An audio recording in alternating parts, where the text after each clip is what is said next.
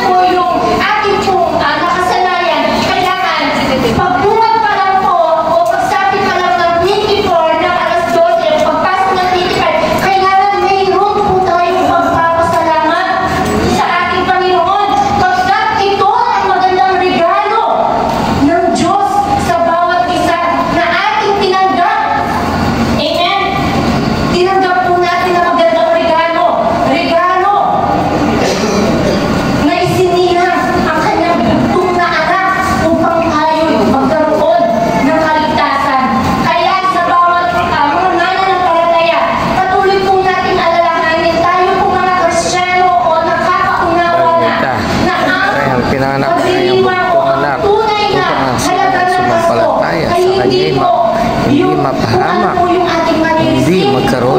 Dahil po yan lang magpupo yung kapasalamat sa ating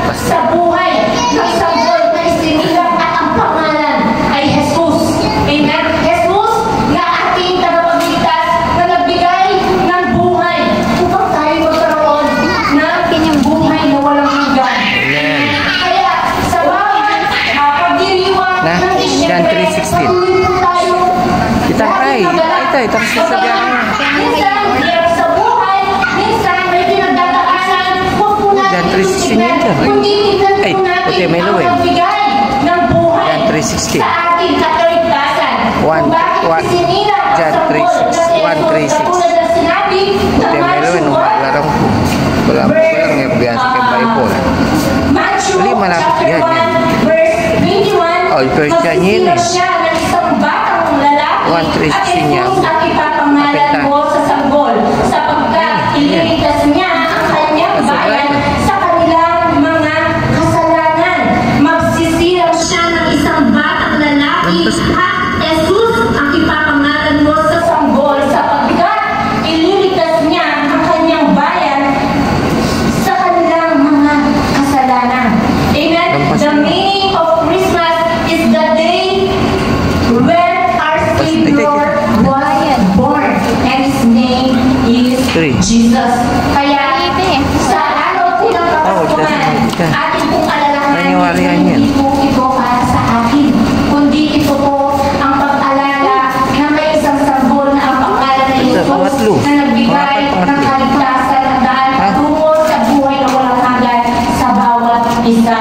At sa pangalawa na lang po yung pabor na tayo po'y nakakatanggap at nakakapagbigay kasiyahan sa bawat ating mga kapwa. At sa Diyos po ang lahat ng kapulitan. Kung wala po selebrasyon na panglaman, maaari po pang sarilitan. Pero ang mahalaga sa bawat buhay po natin, isinilang ang Diyos sa atin upang tayo po ay ligtas.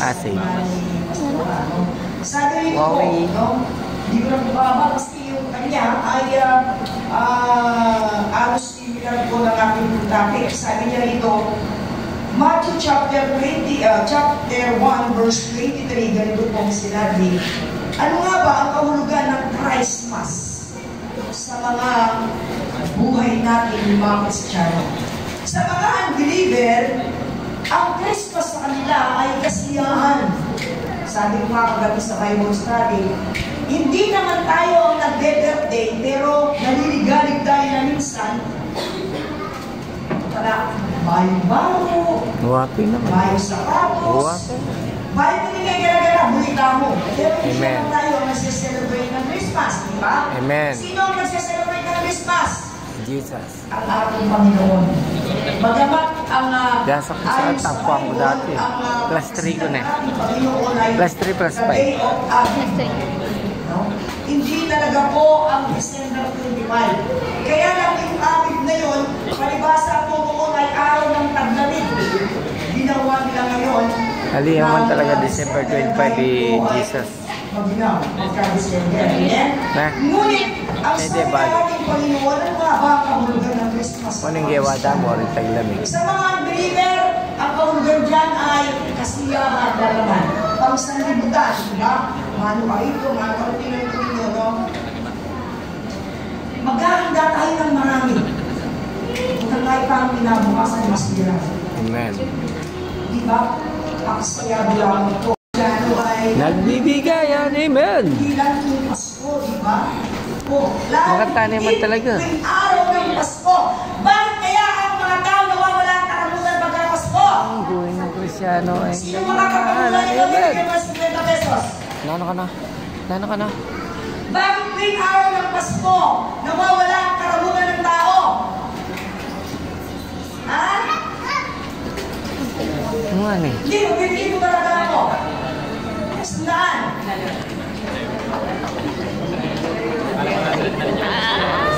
Sagot ka, bebe ka. Matagal magaling ka sa sagot. Nano yan? Nano yan? Bakit? Ha? Mabasa lang natin. Bakit natin yung pera? Sumasa Atin ang Diyos! Amen! Amen? Amen! Walang sumasa atin ang Diyos na giver sa atin, the best giver in life ng mga tao, Jesus Christ. Amen! Pinakamamangan ng buong mga anak. Ibigay niya sa atin. Pagaling mo sagot. Kaya, Oh. Sa'yo din natin. Wapin eh. Lumaka rin eh. ang Diyos, pag sumasa atin ang Diyos, sumasagana ang pagpapala. Amen! Kaya ngayon ka lang bibigyan. Hindi ka naman magbibigay kung wala sis. Tignan mo yung mga bata, papunta Diba? sa bahay. Na, so teka sinagot. Teka sinagot. Tang Diba? itanan din. Dahil sumasa atin si Kristo. Ang galing po bakit? Kasi sumasa atin ang Diyos. Diyos. Amen. Amen. Amen. Kaya ang tagapagligtas, sabi nga ng 11, sapagkat ipinanganak sa inyo ngayon sa bayan ni David ang isang tagapagligtas na siya ang Kristo, ang Panginoon. Oh, ayan o. Oh. Ang Diyos sa libutan. Diba? Ano sabi niya? Gayon na lamang ang pagsinta Gan Diyos sa sanlibutan. Sino magpalataya ay hindi mahamak kung hindi magkakaroon ng buhay na walang hanggan. na walang hanggan. Amen. Yun ang tinatawag nating universal Ito ba itong yung ang pag-ibig ng Diyos sa buong sanlibutan. Kaya binigay niya ang kanyang bugtong na pagkasilang na, isinilang na ng tagapagligtas sa angkan at bayan ni David.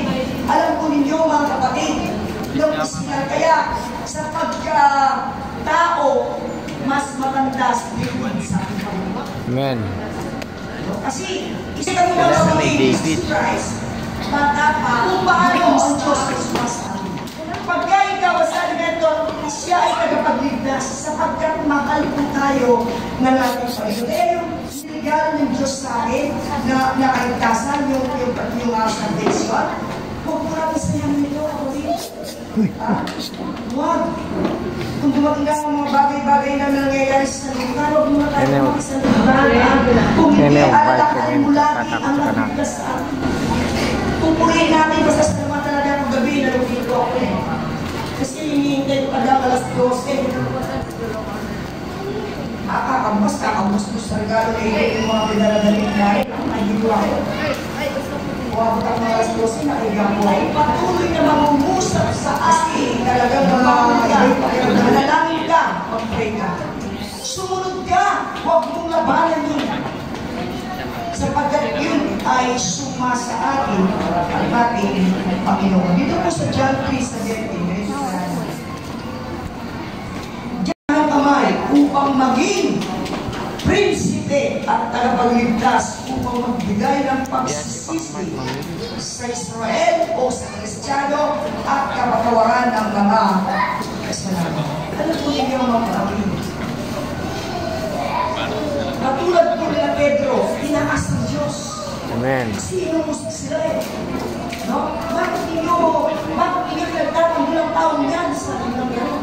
Kaya ang mga magulang, pinatay si Jesus, di ba? Yung ibilitin sa puno sa nila. Alam po ninyo mga kapatid, pero sila Pedro at ang mga alagad ng Diyos, kahit kailan hindi sila naniniwala sa salita ng tao, ang pinaniniwalaan nila ang salita ng Diyos. Itinaas